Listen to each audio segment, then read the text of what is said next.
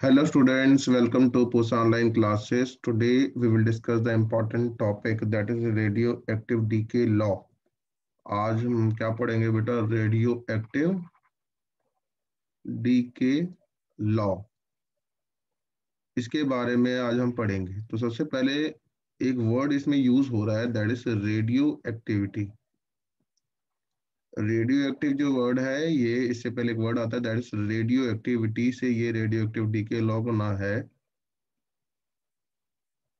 तो आपसे मैंने क्वेश्चन अराइज कर लिया कि ये रेडियो एक्टिविटी होता क्या है। सबसे पहले मैं आपको क्या बताना चाहता हूँ कि रेडियो एक्टिविटी क्या होता है।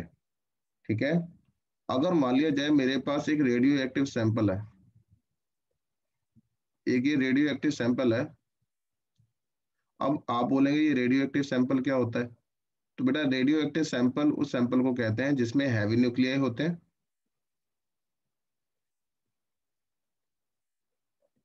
अब ये जो हैवी न्यूक्लियाई है हमारे पास कौन कौन से हैं? periodic टेबल में हमारे पास कौन सा? एक यूरेनियम है, ठीक है, यूरेनियम एक हैवी न्यूक्लियाई है। पोलोनियम है, ठीक है ना, और भी बहुत सारे हैं। जैसे एक है रेडियम, ये क्या है? एक हैवी न्यूक्लियाई है। लाइटर न्यूक्लियाई भी होते हैं, हाँ हाँ, लाइटर न्यूक्लियाई भी होते हैं। अगर मेरे पास लाइटर न्यूक्लियाई देखें हम, तो हमारे पास है जैसे पोटेशियम। पोटेशियम के एक आइसोटोप है जैसे 40, इसका एटॉमिक मास है, और 19 इसका एटॉमिक नंबर है। ऐसे ही कार्बन का है, कार्बन पे कितना है? 14 atomic mass and 6 with the atomic number.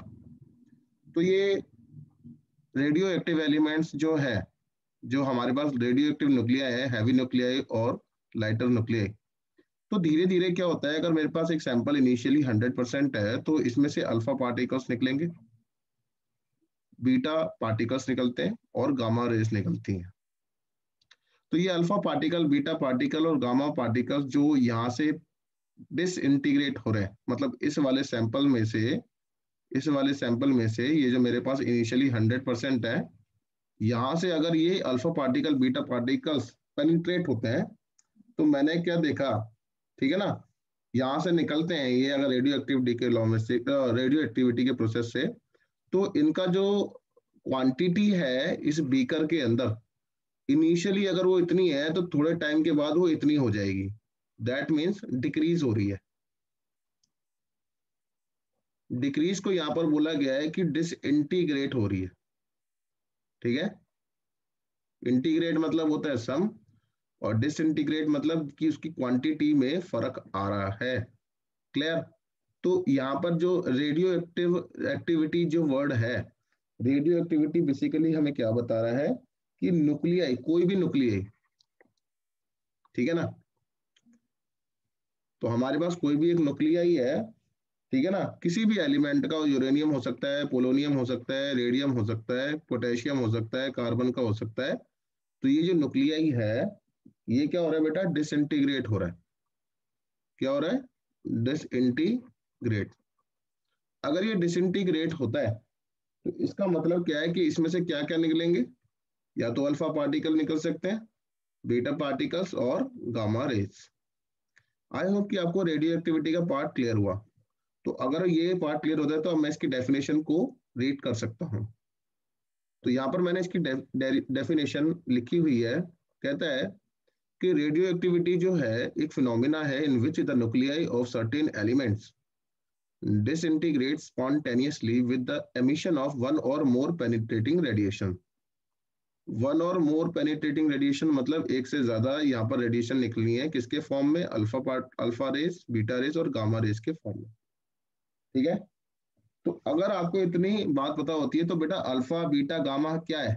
ये पार्टिकल्स है ना। अल्फा बीटा, अल्फा पार्टिकल आपने सुना है, गामा पार्टिकल, तो इन पे कुछ ना कुछ चार्ज होता है। बेटा अल्फा पार्टिकल जो है एक हीलियम न्यूक्लियाई है, ठीक है, जिसपे चार्ज जो होता है बेटा 2e का चार्ज होता है।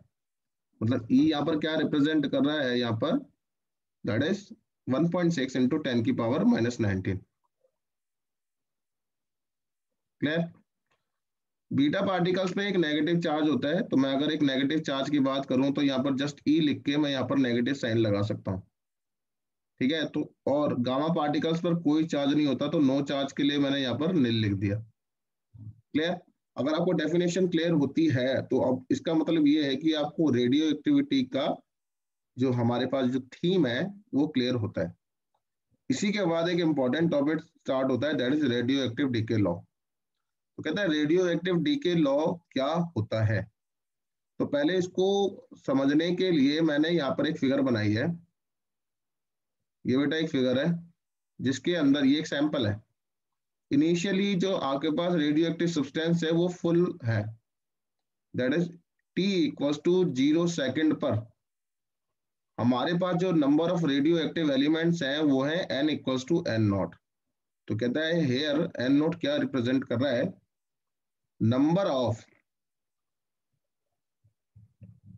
Radio active elements present in the sample when time क्या है, t equals to 0 seconds. Okay, time के रिस्पेक्ट में बेटा, टाइम के रिस्पेक्ट में मेरा जो रेडियो एक्टिव सब्सटेंस है वो यहाँ से अल्फा पार्टिकल निकले, बीटा पार्टिकल्स निकले, गामा रेस निकली, तो इतनी क्वांटिटी उसकी डिक्रीज हो गई, मतलब दैट इज डिसइंटीग्रेट हो गई। तो जो मेरे पास क्वांटिटी बची है वो ये है, इस क्वांटिटी को बोला है बेटा मैंने एन। तो मतलब जब time t equal to T seconds बीत जाता है तो बेटा number of radioactive element जो मेरे पास बचते हैं वो n इक्वल टू एन है। तो जो n है वो कैसे है, अनडीकेड। अनडीकेड मतलब कि ना जो डिसइंटीग्रेट नहीं हुए हैं। तो यहाँ पर जो n रिप्रेजेंट कर रहा है वो क्या रिप्रेजेंट कर रहा है, number of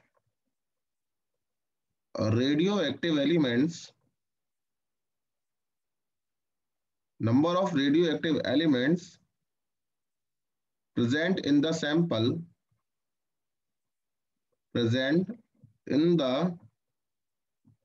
sample at t equals to t seconds। अगर इतनी बेसिक सी बात क्लियर होती है तो अब बेटा इसकी डेफिनेशन को पढ़ते हैं। और डेफिनेशन के अकॉर्डिंग ये कहता है हमारे पास कि according to radioactive decay law the number of nuclei, nuclei क्या है बेटा यहाँ पर n, डिसइंटीग्रेट के लिए माइनस का साइन लगाया है, पर सेकंड के लिए बेटा d बाई डी टी लिख दिया है, is directly proportional to number of radioactive elements, कौन से, जो डिसइंटीग्रेट नहीं हुए हैं, तो that is undecayed nuclear present in the sample. वो कितने बचे हैं बेटा, n के बराबर। अगर इतनी बात क्लियर होती है तो अब मैं इसको रिटर्न में कर सकता हूं। तो कहता है इसके बाद, कहता है डेफिनेशन, डेफिनेशन क्या बनी, कहता है द नंबर ऑफ न्यूक्लियाई, कैसे nuclei, radio active nuclei,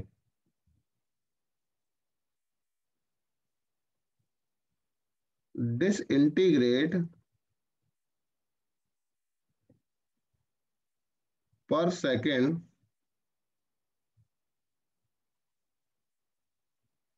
the number of nuclei disintegrate per second of a radioactive sample of a radioactive sample at any instant, at any instant is directly proportional to, directly proportional to number of, कौन से अब बचेंगे, अनडिकेड nuclei. ये याद रखिएगा, अनडिकेड वो nuclei है जो हमारे पास बच गए हैं, अनडिकेड nuclei present in the sample at that instant। okay, अगर आपको डेफिनेशन क्लियर होती है तो मैं एक बार दोबारा बताना चाहूंगा।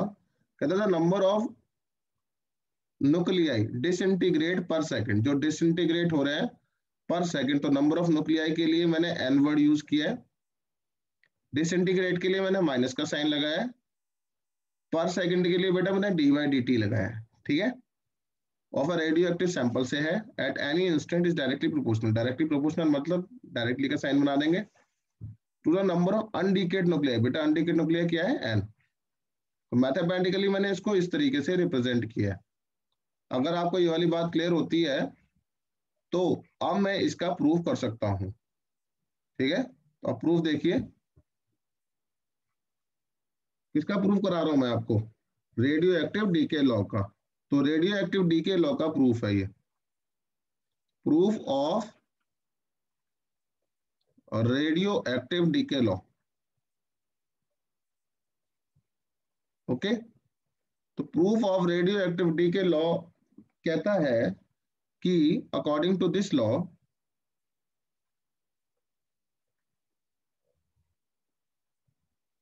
दिस लॉ के according D N by D T is directly proportional to N A, minus का साइन लगा के। तो बेटा अब यहां से मैंने क्या करा कि यहां से मैंने डायरेक्टली के साइन को हटाया, minus D N by D T, minus का साइन हटाऊंगा तो बेटा यहाँ पे लैम्डा लग जाएगा, वेयर लैम्डा क्या है, डी के कांस्टेंट। ओके, लैम्डा क्या बेटा, डी के कांस्टेंट। तो डी एन अपॉन एन कर देंगे बेटा, लैम्डा के साथ डी टी लगा देंगे, यहाँ पर साइन माइनस का लगा लेंगे। ओके, अगर इतना क्लियर होता है तो बेटा अब मैंने इसको इंटीग्रेटिंग बोथ साइड कर दिया, इंटीग्रेटिंग अबव इक्वेशन, तो डी एन अपॉन एन हो गया, माइनस का साइन बाहर, लैम्डा भी बाहर लिख लेंगे और डी टी को इंटीग्रेट कर देंगे। आपको पता है डी एन अपॉन एन जो होता है वो किसकी बराबर है, यहाँ पर इंटीग्रेट करने पे हमें क्या मिलेगा बेटा, यहाँ पर मुझे मिल जाएगा ये लॉग ऑफ ई एन। ठीक है, ये नेचुरल लॉग के टर्म्स में हमने लिखा है, which is equal to minus lambda T plus of C, ये कांस्टेंट लग जाएगा, इस तरीके से लिखा है। This is my equation number 1। अब इसके बाद अगर यहां तक क्लियर होता है तो मेरे पास एक कंडीशन थी कि initially t equal to 0 seconds पर n जो थे वो n नॉट थे, तो देयर फोर इक्वेशन 1 क्या बन जाएगा बेटा,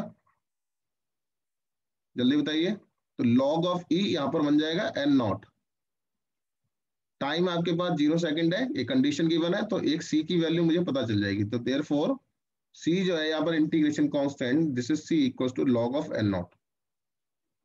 इस लॉग ऑफ n नॉट को मैं इक्वेशन नंबर 1 में पुट कर दूंगा, put equation number 2 in equation number 1।